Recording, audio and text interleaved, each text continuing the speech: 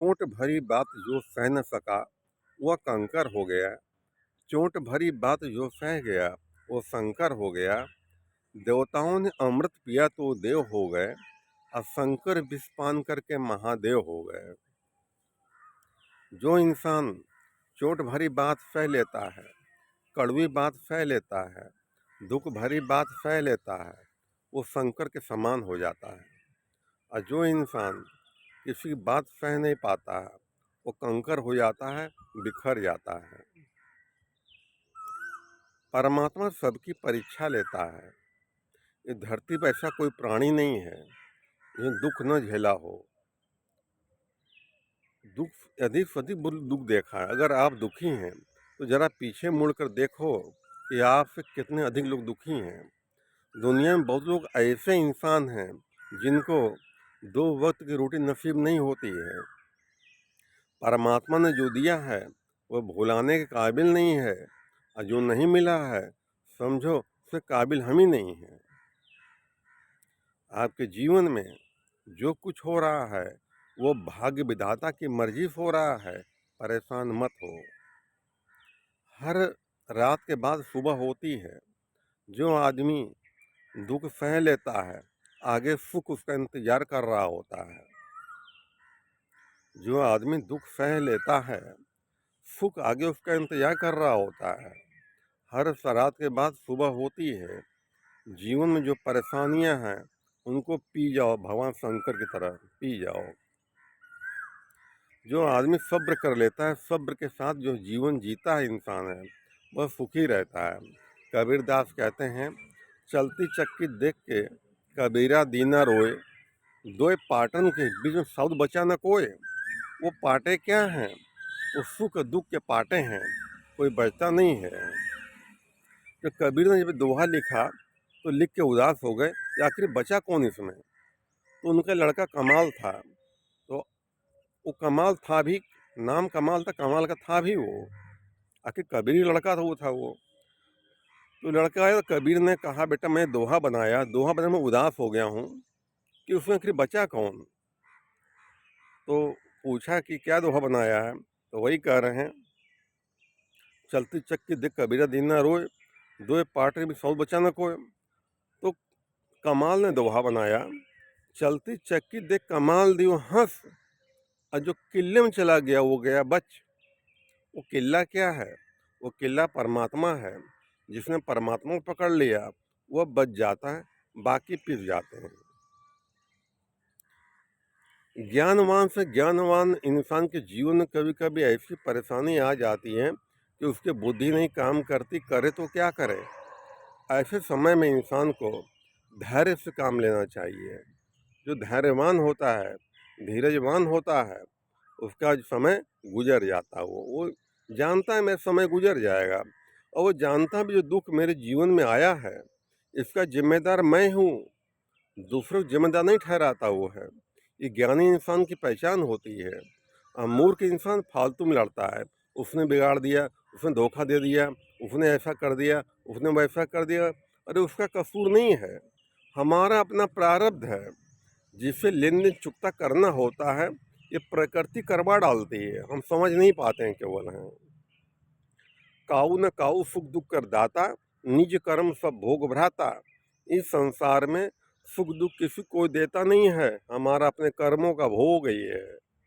और वह अज्ञानी इंसान कहता है दूसरे का दोष है, उसका कसूर नहीं होता है। ऋग्वेद कहता है जो ज्ञानी पुरुष होता है, जब उसको कोई दुख देता है, धोखा देता है, अपमान करता है, वह जानता कसूर इसका नहीं है। वह जानता है मेरा कोई कर्म इस रूप में दंड दे गया मेरे को, मेरा कोई कर्म इस रूप में दंड दे गया मेरे को। ऐसा प्राणी को क्षमा करता और शांति को प्राप्त होता है। जो धैर्यवान इंसान होता है, आध्यात्मिक इंसान होता है, वो दूसरे की गलतियों को क्षमा करता है, और उसके क्षमा करने से अपना सीना हल्का हो जाता है। बहुत लोग वर्षों तो मन में दबाए रहते हैं, कुड़ते कुड़ते रहते हैं, अपना ही खून जलाते हैं, दूसरे को फर्क नहीं पड़ने वाला है। जो नेगेटिव थिंकिंग बार बार करता है, जो सोच रहा होता है, वो ऊर्जा बन जाती है, ऊर्जा पूरे शरीर में घूमती है, बीमार कर डालती है इंसान को है। इसलिए जीवन में जो कुछ आपके हो रहा है, यह समझो कि हमारे भाग्य विधाता की मर्जी से हो रहा है। आपके सारे दुख उस दिन दूर हो जाएंगे जिस दिन आपको यकीन हो जाएगा हमारे जीवन में जो कुछ हो रहा है हमारे भाग्य विधाता की मर्जी से हो रहा है, उसको स्वीकार कर लो। और यह भी स्वीकार करो कि ये समय गुजर जाएगा, हमारा हमारा अच्छा समय आएगा।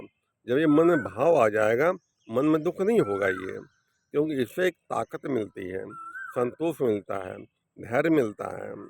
बस जीवन में कभी गलत काम न करो। सच्चाई और ईमानदारी ये परमात्मा की सच्ची भक्ति है। ये है भले पूजा पाठ ना करो, जरूरत कोई नहीं, पूजा भगवान नहीं कहते मेरे पूजा पाठ करो, आप कर्म अच्छे करो। केवल कर्म अगर बुरे हैं तो लाख पूजा पाठ कर लो, लाख घंटा हिला लो, कोई फर्क पड़ने वाला नहीं। बड़े बड़े संत महात्मा जेल में पड़ रहे हैं, बहुत पूजा पाठ की, बहुत लोगों को करवाया और खुद ही जेल में पड़ रहे हैं। मैं पूजा पाठ का महत्व मैं नहीं देता हूँ, मैं सिर्फ कर्मों को महत्व देता हूँ। अच्छे कर्म करोगे अच्छा फल मिलेगा, बुरे करोगे बुरा फल मिलेगा। ये प्रकृति का अटूट नियम है, ये सदियों से चला आ रहा है, बदल नहीं सकता है। जब पीछे झांक कर देखो जीवन में, रोज पेपर मोबाइल में रोज आता है, इसने वो बुरा काम किया पकड़ा गया, मारा गया किसी को मारा पकड़ा गया, चोरी किया पकड़ा गया, रिश्वत लिया पकड़ा गया। सब कुछ प्रकृति हमको दिखा रही है, फिर भी इंसान अंधा बना हुआ, वो सोचता है मैं करूँगा, कोई जान नहीं पाएगा, कोई पकड़ नहीं पाएगा, कोई देख नहीं पाएगा। भूल जाता हुआ है कि परम पिता परमात्मा सब कुछ देख रहा है, उसके हजारों आँखें हैं, उसे कुछ छुप नहीं सकता है। आप धरती में आप धरती में एक बीज गेहूं का बो दोगे, जब पौधा उगेगा बहुत सारे दाने पैदा करता है। इसी तरह हमारा किया हुआ अच्छा या बुरा कर्म हमको बढ़ाकर कई गुना प्रकृति हमको दे देती है हमको है। तो जीवन में सदा अच्छे कर्म करो, सदा सबके भले की कामना करो। जिसने गलती की है उसको क्षमा कर दो, क्षमा करते ही अपना मन हल्का हो जाता है।